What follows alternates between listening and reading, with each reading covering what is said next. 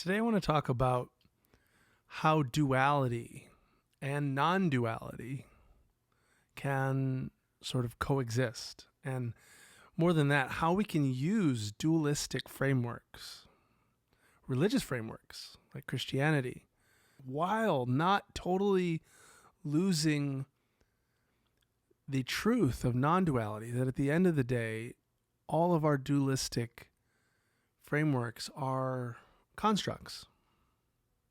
And it's almost like,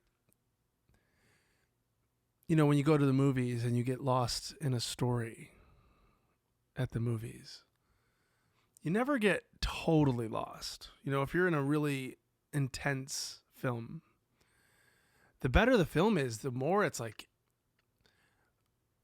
all, you're engrossed in this. It's all consuming. You're like, oh wow, I'm just lost in this story, and I'm the guy that's about to fall off the cliff and die. You feel in it, right? But you don't really. You don't 100% believe that if the bad guys in the movie win, that you're gonna die. If you did, it would be traumatic to watch. Most films would be actual trauma. But we have this little knowing that it's a movie, right? And that little distance between what's happening on the screen and what we think is happening in our lives is the difference between a really fun, entertaining experience or a traumatic one. And in the same way, the difference between a dualistic religion that separates us from them, that keeps us alienated from our source, that winds up with all sorts of shame and oppression and repression and violence. The difference between that and a religious framework that is actually of use, that can serve as sort of a technology to make life in the current moment sweeter, to help enrich our experience of life. It's the difference of belief, just like the movie. But the belief is that we recognize that we're using duality to ultimately express non-duality. It's possible to use a tool without making it your identity, without, engrafting the tool into your skin. You can pick it up and use it and put it down. There's a bridge between duality and non-duality when we talk about things like God that I've found, that I haven't heard anybody talk about, but I think it's a potentially really useful way to frame dualistic language, which is pretty much all of Christianity, which is where I came from in my heritage. The bridge is internal family systems. As that strange as that may sound, the therapeutic sort of framework of IFS, internal family systems, I think can actually serve as sort of a key to unlock some really useful aspects of dualistic language and frameworks and practices. So let me just give you a quick rundown of what internal family systems is, and then we'll look at how it could relate to religion, philosophy, talking about God, all that kind of stuff. In internal family systems, we look at how the human being is not just a simple singular subject. So often the way we speak about, think about, and interact with each other, and so many even schools of thought, philosophically and even psychologically and stuff, we often simplify the human into a single noun, right? So we say, how are you doing? And we expect, if we expect an answer, we kind of usually would expect a single thing. I feel happy, or I feel sad, or I feel I'm doing well, or this thing's been hard. The truth, of course, is never so simple. The truth, if we really reported everything, how are you doing? Well, I feel a little angry. I feel a little bored. I feel a little sad. I feel happy. I feel tired, and I feel annoyed that you asked me this question. You know, like you might feel all these different things at once if you're really paying attention to all the stuff that's happening. In any given moment, so many of us have all these parts of yourself that they're really better thought of as almost different people sometimes in a way. And we've made like multiple personalities. We've talked about that as like a disorder. But the truth is nobody's always introverted. Nobody's always extroverted. Nobody's always anything. We have moods, and even within those moods, we have subtle shades of it. It's like, oh, I just need a second because this part of me is really tired, or this, and sometimes we'll let these kind of this part of me language come out in normal conversation, but sometimes that this part of me idea that we just casually refer to because we all know what we mean when we say that, you just notice, it's just a little part of me that feels annoyed right now, but mostly I'm okay. We don't a lot of times give those parts of us serious attention or the kind of care that we would give another person or your own child, for instance. So in IFS, in internal family systems therapy, they actually take these parts seriously, where you can actually get in and speak with these parts and take care of these parts as though they're other people, like as though they're a part of your whole family that is your internal world, this internal family systems. And the kind of work that can be done with this is incredible, because a lot of times the things that we call, disorders or a medical condition or something like that, a lot of times there's just parts that are at odds with each other. And it can be hard sometimes for these parts to come to harmony. You've got one part who's always judging, and another part who's mad at that part who's always judging, and another part who's trying to shut them both up and just say, let's just go have fun. Let's just go have it, and you have these dynamics between your parts. The other aspect of internal family systems that is really important is that there's something that they call the self with a capital S, that everyone has access to, that is sort of the true self, that is not just one of these parts that are either exiled or trying to, protect or put out fires, but the grounded capital S self always is coming with compassion and curiosity and care. And when you get in touch with that aspect of yourself, that is sort of the fundamental, what they call self, that self can care for all these other parts within you. So the therapist can act like sort of sit in for the self, but their main job is to get you in touch with self, yourself, so that you can be coming from that grounded place and taking care of your own family, your own world inside of yourself. Okay, so now let's bring it over to religion. If we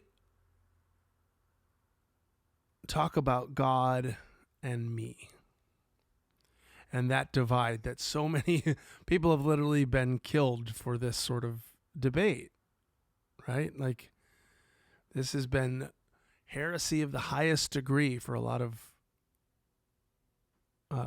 religious powers that be. To claim that you are God is sort of the ultimate. That's what Satan did in this story. Obviously, this body, this mind, isn't the fullness of reality, isn't the the all-powerful creator of the universe. And on some level, for me to think that would be like the highest level of narcissism possible, right? And then on the other hand, I and so many others through history have had experiences, and many of you have probably had experiences where what you think of as you sort of dissolves into the infinite, into God. And so those things feel disparate. They feel like they're at odds with each other, right? Here's this bridge of internal family systems for a second. So in internal family systems, all the parts are you, right? It's not like they're not you. They're not other people. They actually are you, even though they kind of act like other people, or they can think and behave as though they're at odds with you, like they are other people.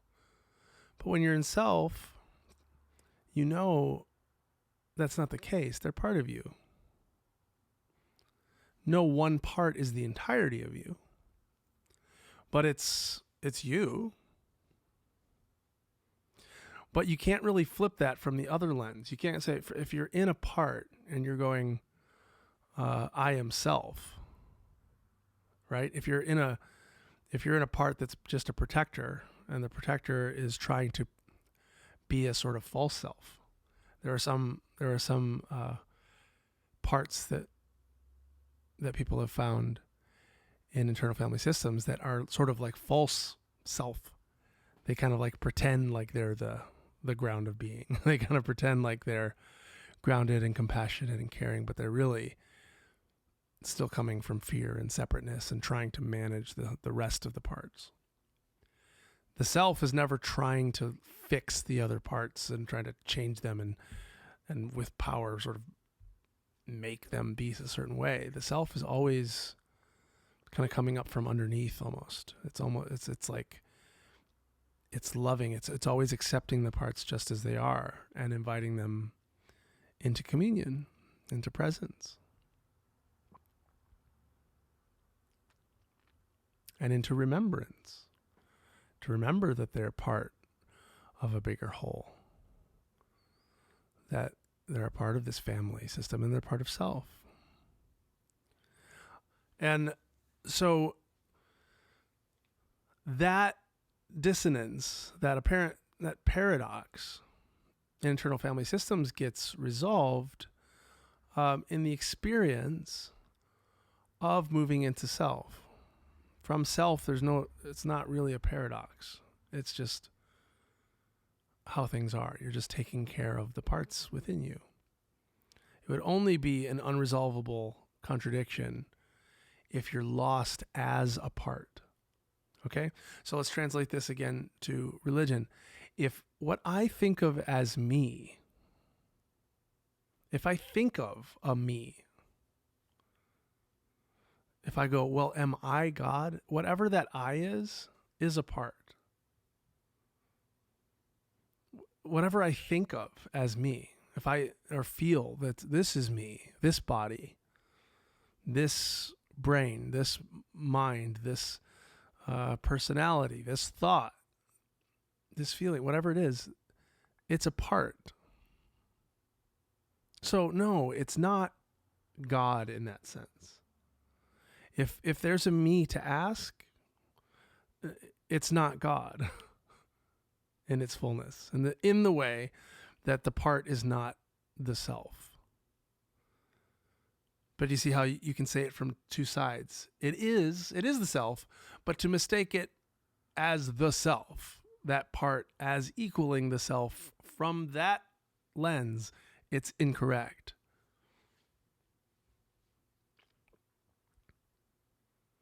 So you have to kind of notice where you're speaking from to be able to say, is this the self or is this a part?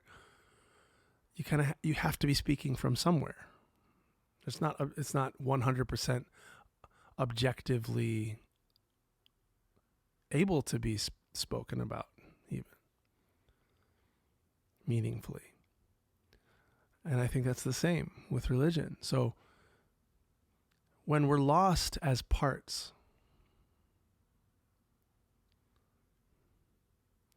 when we feel alienated, when we feel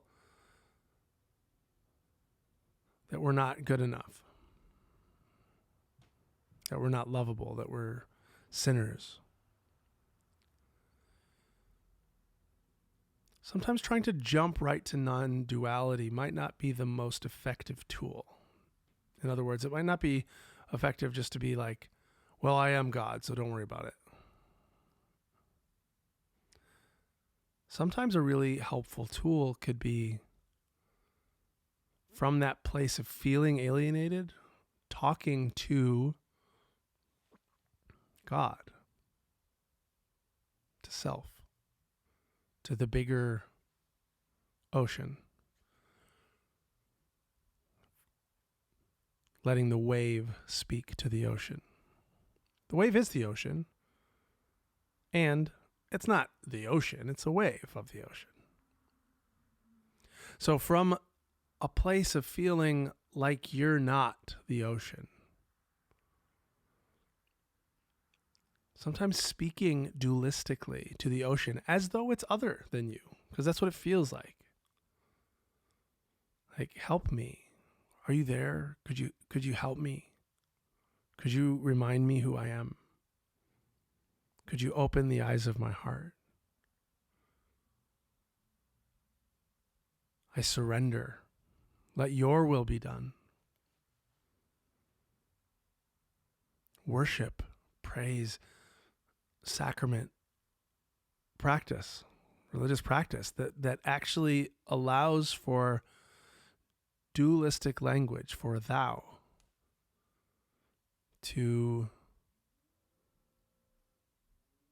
for me to dissolve into, for me to offer myself to,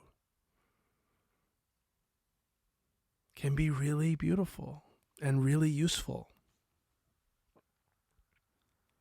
And some of you probably have a lot of baggage with certain concepts of what, like, dualistic words and frameworks. For some of you, God is probably not the word for you to use right now. Maybe self is. Maybe universe is. Maybe mystery, infinity, love, presence, spirit. Whatever the word that right now in your journey allows whatever you feel like is you to move into a posture of surrender, of yes, of okay, of thy will be done. It's the actual move, it's the actual posturing, the shifting of the energy of the part that is the powerful thing. It's not the language that we use. It's not like what we call God or what we call self is actually just that word, right? It's a word, it's a sound. It's a pointing finger to the moon. It's not the moon itself. The Tao that can be spoken is not the true Tao. God that can be understood is an idol. So we can use dualistic tools, but don't believe them. This is where the difference between the traumatic experience and the entertaining movie experience. We can pray to God, thy will be done. We could pray even for the forgiveness of sins or for really any kind of dualistic framework. We could use it.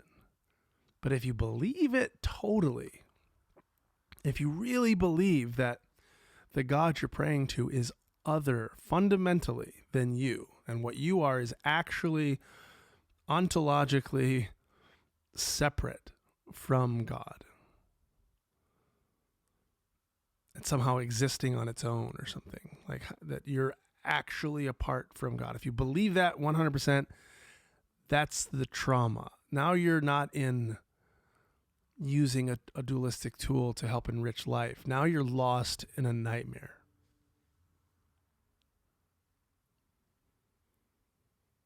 And living in a nightmare like that is where the most horrific acts of religious power structures, empire comes from. Because of course, if I'm actually other than you, and God is actually other than both of us, and God is more powerful than both of us, and I actually might go to hell for all eternity if I don't convince you to believe a certain thing about him, I'm pretty likely to use whatever means necessary to convince you that you're wrong.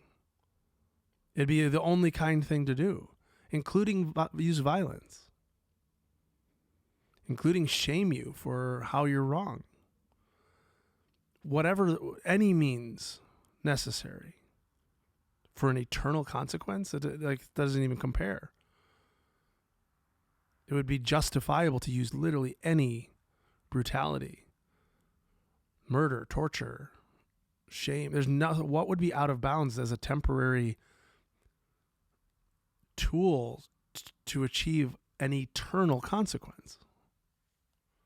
Making sure that you don't go to hell would be so much more important than anything else. So the whole framework gets a little wonky because there's no, how can I respect what you have to say if what you have to say is wrong?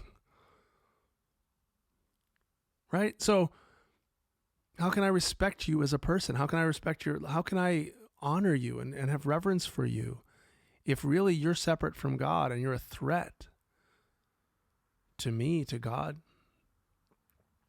But if I don't believe that fundamentally, if I see, okay, there's difference between you and I, there's thoughts over there, there's thoughts here, there's beliefs that seem to differ. But at the end of the day, I know the movie's a movie, I know that we are both the same being.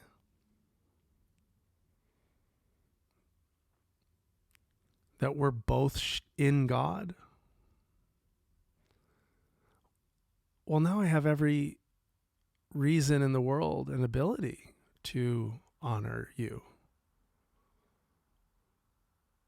to respect your different story than mine, your different journey than mine, because it's God's journey. The Bible says salvation is the Lord's. The ego says it's mine. Salvation is about me believing the right things or me doing the right thing. But if salvation is the Lord's, or in IFS language, if salvation is the self's and not the parts, if it's not the parts' job to save themselves, that's what they keep trying to do. That's why they act like they do. That's why they act out and fight each other and cause havoc, because they're trying to save. They're trying to save themselves. They're trying to do what they think they need to do to survive or to thrive. But salvation is actually the self's. It's the self who comes in and rescues the parts. Like the shepherd who brings in the sheep that was lost. When it's self, in other words, that is present. There is no other. There is no male or female. There is no Jew or Greek or slave or free. There's no Republican or Democrat. There's no gay or straight. There's nothing. There's no all these differences, these distinctions, these identities. They're just stories of God having different experiences.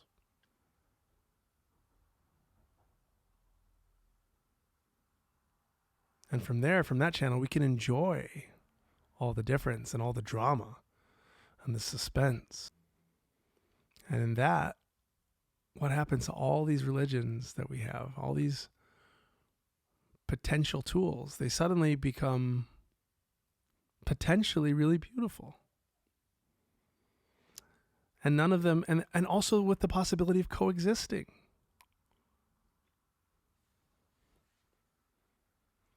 There aren't factions of hammer wielders versus screwdriver wielders.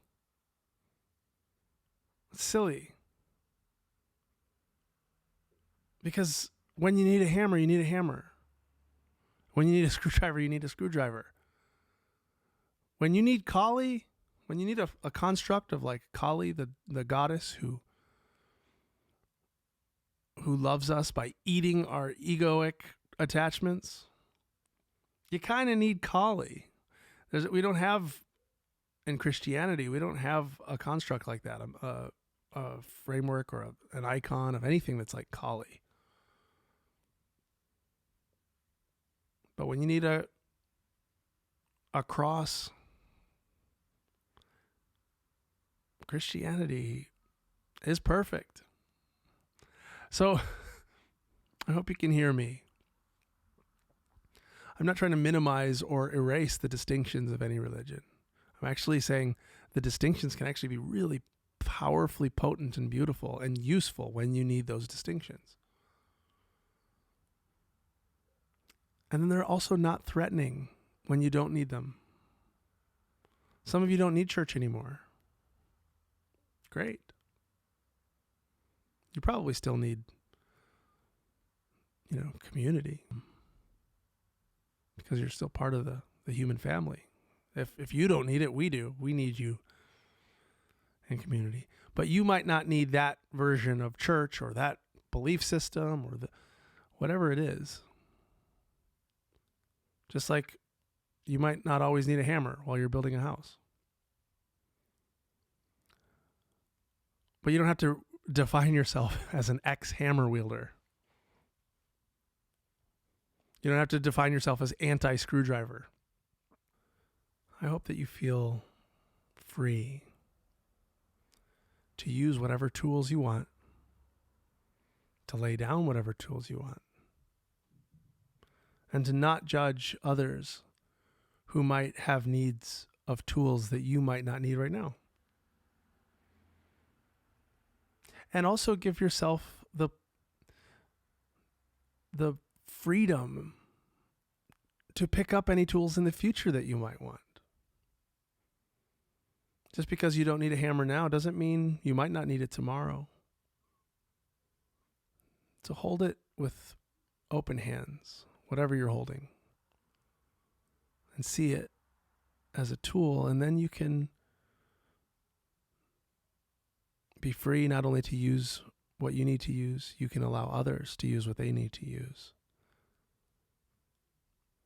And what we build, then we can be a little bit more mindful of. Rather than getting so focused on the tools themselves, what are we building with them?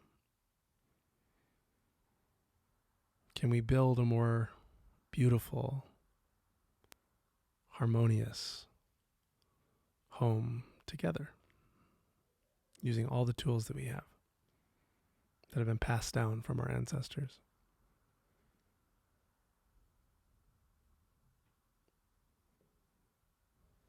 Blessings. Namaste.